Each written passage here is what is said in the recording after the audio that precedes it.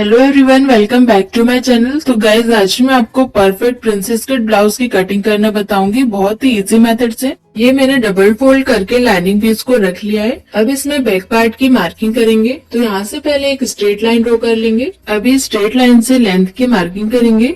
तो ready length हमें 12 inch की रखनी है, तो उसमें 1 इंच एक्स्ट्रा प्लस करके 13 इंच पे मार्क करेंगे। इस तरह से 13 इंच पे मार्क करके स्ट्रेट लाइन ड्रॉ कर लेंगे। अब यहाँ से हम शोल्डर की मार्किंग करेंगे। तो शोल्डर 14 इंच है, तो उसका हाफ मार्क करेंगे 7 इंच पे। इसमें हम कोई भी शोल्डर माइनस नहीं करेंगे क्योंकि ये बैक पार्ट है और बैक में हम बोट नेक बनाएंगे।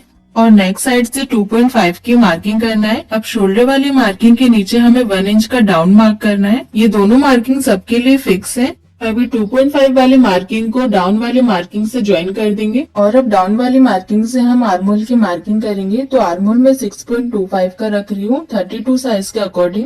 आर्मोल की मार्किंग पर एक स्ट्रेट लाइन ड्रॉ कर लेंगे। तो ये लाइन हमारी चेस्ट की लाइन है। यहाँ पे अब हम चेस्ट की मार्किंग करेंगे। चेस्ट 32 इंच है, तो उसका फोर्थ पार्ट लेंगे 8 इंच और हाफ इंच की लूजिंग ऐड करेंगे और 2 इंच का मार्जिन ऐड करेंगे।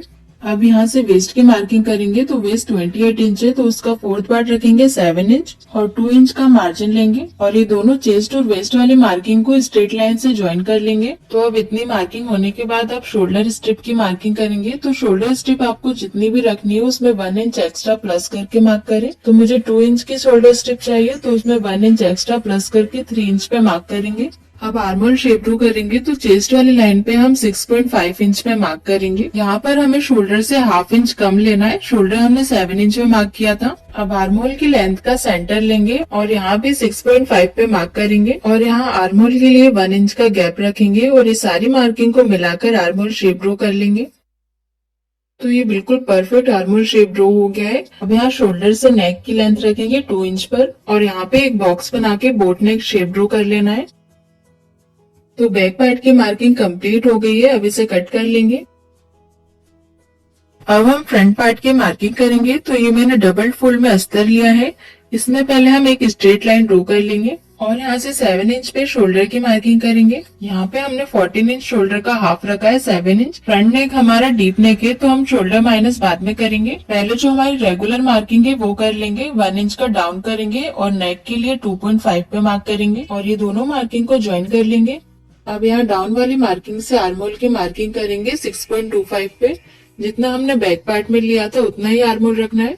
अब ये मार्किंग को स्ट्रेट लाइन से ज्वाइन कर लेंगे और यहाँ से अब चेस्ट की मार्किंग करेंगे। तो चेस्ट 32 इंच है, तो उसका फोर्थ पार्ट रखेंगे 8 इंच और हाफ इंच की लूजिंग ऐड करेंगे जैसे हमने बैक पार्ट में की थी और 2 इंच का मार्जिन ऐड करेंगे। अब यहाँ से शोल्डर माइनस करेंगे। तो शोल्डर के लिए 6 इंच पे मार्क करेंगे। शोल्डर में 7 इंच में हमने 1 इंच माइनस किया है। अब 6 इंच की मार्किंग चेस्ट लाइन पे करके इसे स्ट्रेट लाइन से ज्वाइन कर लेंगे और ये लाइन के सेंटर से हमें 0.25 तक अंदर मार्क करना है। और आर्मोल के लिए गैप 0.75 का रखेंगे और इस सारी मार्किंग को ज्वाइन करके आर्मोल शेप ड्रॉ कर लेंगे।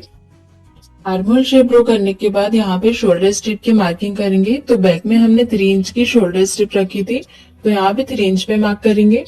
और यहाँ नेक भी 3 इंच की आ रही है, तो नीचे हम 3.5 पे मार्क करके एक बॉक्स बना लेंगे। अब यहाँ शोल्डर की जो डाउन वाली मार्किंग है वहां से हमें बिल्कुल स्ट्रेट लाइन ड्रॉ करनी है। इस तरह से शोल्डर पे बिल्कुल एक स्ट्रेट लाइन ड्रॉ कर लेंगे। इससे हमारे फ्रंट नेक में झूल नहीं आएगा और बिल्कुल परफेक्ट फिटिंग आएगी। और ये स्ट्रेट मार्किंग हमें सिर्फ फ्रंट में करनी है क्योंकि फ्रंट नेक डीप है। अब यहाँ शोल्डर से लेंथ की मार्किंग करेंगे। तो लेंथ 12 इंच की है, तो उसमें 1 इंच प्लस करके 13 इंच पे मार्क करेंगे और इसे स्ट्रेट लाइन से ज्वाइन कर लेंगे। अब यहाँ से नेक का शेप ड्रॉ करेंगे। नेक की लेंथ हमने 7 इंच की रखी है। इस तरह से फ्रंट में हम वी शेप ड्रॉ करेंगे। तो इतनी मार्किंग होने के बाद हमें प्रिंसेस कट की मार्किंग करनी है। तो सबसे पहले शोल्डर के सेंटर से बस्ट पॉइंट की मार्किंग करेंगे। बस्ट पॉइंट 8.5 है, तो उसमें हाफ इंच प्लस करके मार्क करेंगे 9 इंच पे। और यहाँ नेक वाली साइड से हमें बस्ट टू बस्ट पॉइंट की मार्किंग करनी है। बस्ट टू बस्ट पॉइंट 7.5 है, तो उसका हाफ मार्क करेंगे यहाँ पे 3.75। यहाँ पे आप अपने मेजरमेंट के अकॉर्डिंग मार्क करें। अब यहाँ पे हम क्रॉस में शेप बना लेंगे। ये हमारा बस्ट पॉइंट है, तो यहाँ पे हमने 3.75 मार्क किया है, तो उसमें से हमें हाफ इंच माइनस करके वेस्ट वाले लाइन पे मार्क करना है। तो यहाँ हमने 3.25 पे मार्क किया है। अब ये मार्किंग के आगे हम टक्स की मार्किंग करेंगे। तो टक्स 2.5 का लेंगे 32 साइज के अकॉर्डिंग और ये तीनों मार्किंग को ज्वाइन करके टक्स बना लेंगे। इस तरह से टक्स की मार्किंग करने के बाद ही वेस्ट की मार्किंग करेंगे। वेस्ट 28 इंच है, तो उसका फोर्थ पार्ट 7 इंच लेंगे। तो ये वाली टक्स लाइन तक 3.25 आ रहा है अब 3.25 को टक्स की दूसरी लाइन पे रखेंगे और 7 इंच पे मार्क करेंगे। मतलब हमें टक्स को माइनस करके वेस्ट की मार्किंग करनी है। अब यहाँ से 2 इंच का मार्जिन रख लेंगे और चेस्ट और वेस्ट वाली दोनों मार्किंग को ज्वाइन कर लेंगे स्ट्रेट लाइन से।